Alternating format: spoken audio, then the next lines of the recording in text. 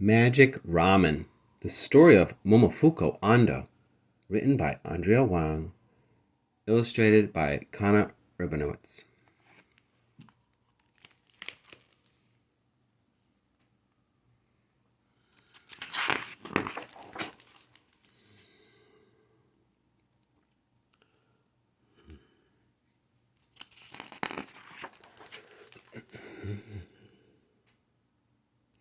Momofuku Ando picked his way through the rubble on his way home from work.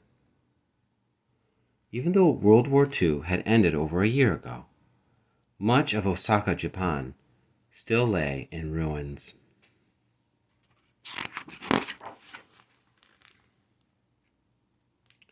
Across the street, a long line of people wound down the sidewalk. It was winter, and they shivered in their ragged clothes. What are they waiting for? Ando wondered.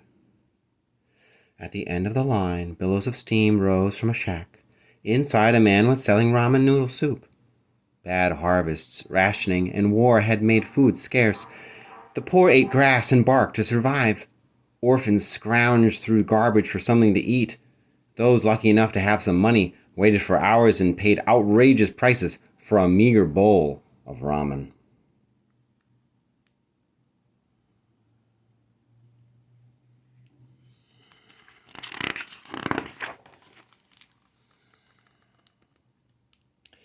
Ando went home, but he couldn't forget the hungry people. The world is peaceful only when everyone has enough to eat, he realized. Ando decided that food would be his life's work. He started a business making salt. He caught and dried fish. He created nutritious food for people who were sick. With every new product, every new job, and every new business, Ando thought about the line of starving people. He thought about them for over 10 years. Then one of Ando's business deals ended badly. He was penniless. Once again, Ando remembered the thin and hungry people. Wouldn't it be wonderful, he thought, if whole families could have noodles whenever they wanted? No more waiting in line in the cold.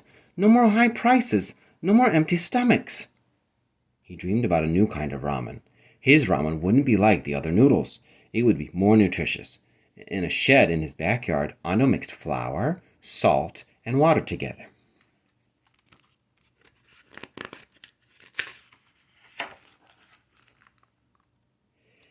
He added eggs, he added powdered milk, he even added spinach. Nothing worked. The noodles were too crumbly, or too sticky, or too lumpy.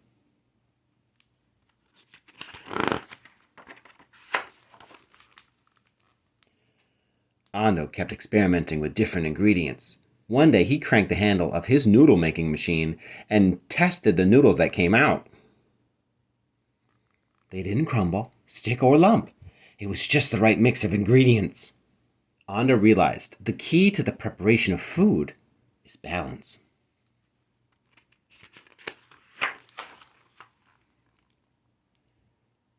But what was ramen without soup? Ando remembered the cold and hungry people. Chicken soup warmed up cold bodies, but took hours to make. His ramen would be tasty and easy to cook. The simple addition of hot water would release flavor from the noodles and turn it into a hot chicken soup.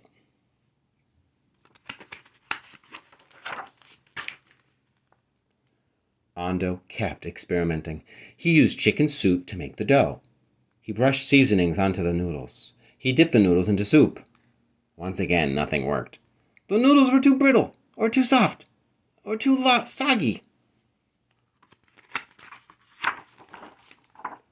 Ando kept experimenting with different methods. One day, he sprinkled noodles with soup from a watering can, then tossed and separated them. The noodles soaked up the soup and dried. It was just the right procedure. He added hot water to the dried noodles and stirred. The water now tasted like soup.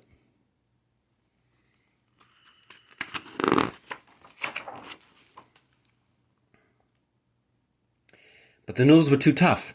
They still had to be cooked on a stove. Ando remembered the tired and hungry people. He wanted his ramen to be fast and convenient. It could be made with hot water in a few minutes. People should be able to make it anywhere, anytime. Day after day, Ando experimented. Night after night, he failed. Month after month, he kept trying. Nothing worked.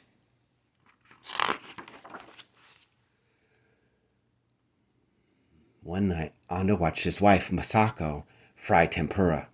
She coated vegetables and seafood in batter and dropped them into hot oil. The water in the batter evaporated and left tiny holes in the now crunchy coating. He stared at the tempura. The batter was made from flour and water, just like noodles. "Yatta!" he cried. "That's it!"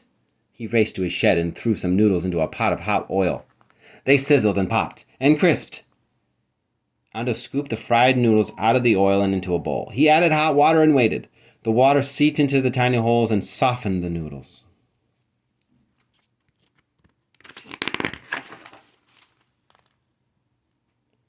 Two minutes later, he plunged a pair of chopsticks into the bowl. He stirred and slurped. The noodles were tender and chewy. They floated in a bowl of hot and tasty soup. A year after trying, Ando had finally done it. He had invented instant ramen. Ando worked hard to make enough instant ramen to sell. The whole family pitched in: Masako, Suma, Koki, and even little Akimi. Ando gave demonstrations. He poured hot water. He waited 2 minutes.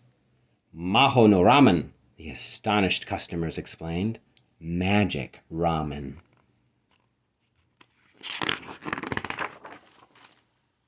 Soon, everyone was eating Ando's ramen. Poor people, children, busy workers, even royalty.